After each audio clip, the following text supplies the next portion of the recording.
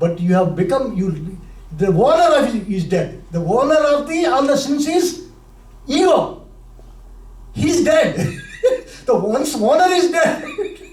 Where are the sins? This is a beautiful concept in there.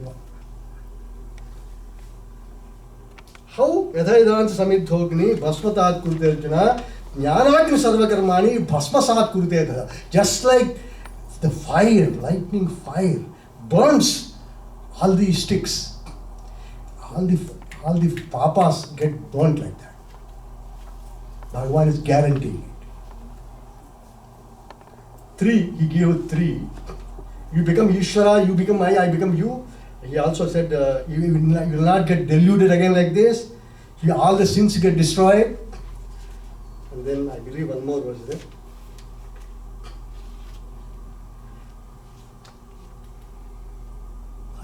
So basically, he also get Ishvara, Aikata Ishvara. That's one more I said.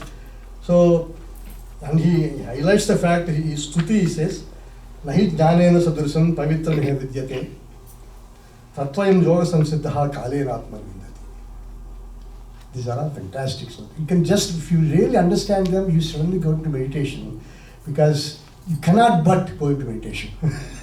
They are so powerful. There is nothing that is even comes close to jnana. Jnana means realizing and claiming godliness inside us. So again, I want to repeat this point. You don't become God like an object, like an ocean, you are God. Your Swarupa is God. What is you, the outer things we are doing is your ignorance, assumed it. When you drop it, you are always God. It's like a screen on which you are projecting thoughts. You stop the thoughts, the screen is always there. But we don't see that screen.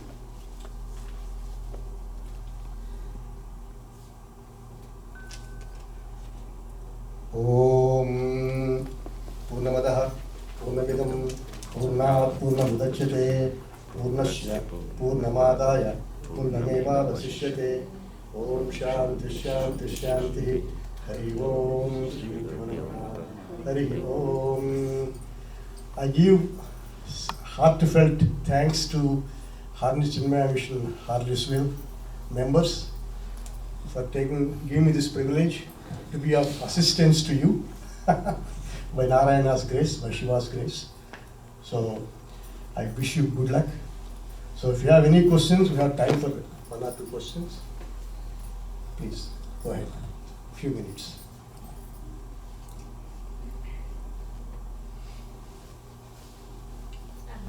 Please, ma'am.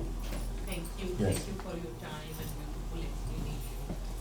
So, if you mentioned the Atma has a state, Shiva.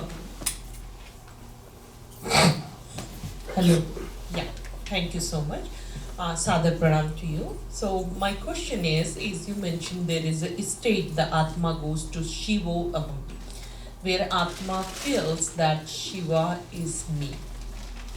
Does Atma gets any confusion out of ignorance in that state? Because Atma is born due to ignorance. Shiva is, we are referring as a God with full of knowledge. And if I'm saying I'm the Purna knowledge, some Purna knowledge, am I ignorant in that state? That's my question. Thank you. Sure. Basically, we have 3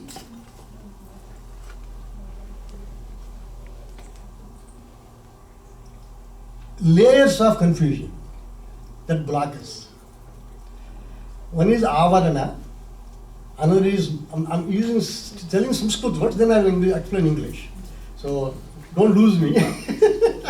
Because Sanskrit words become sometimes not as clear. So, avarana means we are covered. Now what is covered is a discussion, big discussion in Vedanta. Ego, itself, knowledge at the individual level has become deluded because it's like a light shining, but we have closed the windows. And you don't even know light is there. First step. then Atman is Shakti, power. So automatically it is looking for something. So it's then Vikshepa, it creates Vikshepa. Vikshepa means scattered. And it is once it gets scattered, it reflects on physical layers, mental attachments, intellectual ideas. I am that, I am this, I am ego, I am bigger, how come nobody is standing up when I come? Like this, all these things. Ideas. These are Vikshepa. Means these are scattered first of all we block the light, then whichever little light is available, we scatter it. When we scatter it, we are experiencing the world in different ways. Then we develop attachments to some other stuff and more stuff. That deposits mala, means impurity. So all these effects are happening constantly. We are constantly judging because of Vikshepa. Vikshepa means a scattering effect. So, but when we put our mind together like a focused lens, that is all the yajnas do, all the yajnas that we are talking about, surrendering ego and then concentrating, yoga, dravya yajna, jnana yajna, all these things, shravana, manana, they all gradually help you to pull yourself back. And then you start feeling the result of happiness. As a sattva, and means this being content with oneself, by oneself, that increases, and suddenly avarana decreases. The root cause also disappears. Then what happens is Atma is always there. You open the light, you open the window, that's all. Avarana, without our knowledge, we closed it. We just open the light. Bhagavan is always shining. We are just closing the window. Amma, I answered the question? Any other question?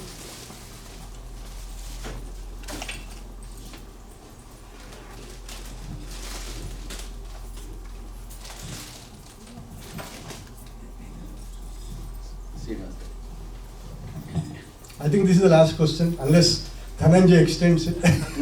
No, I wish I could. Because while your kids are there, they are back from the class. Yes. So we should, last question. Yes. Hari Om, thank you for a wonderful presentation, Subramanyam. My question is, you mentioned in the beginning that Bhagavan has mentioned this Yoga Shastra to Vivaswan, right? So this is the core concept. So how can you explain, first of all, if we take it as a Vivaswan, as a body of energy, versus Surya Dev, right? Two options.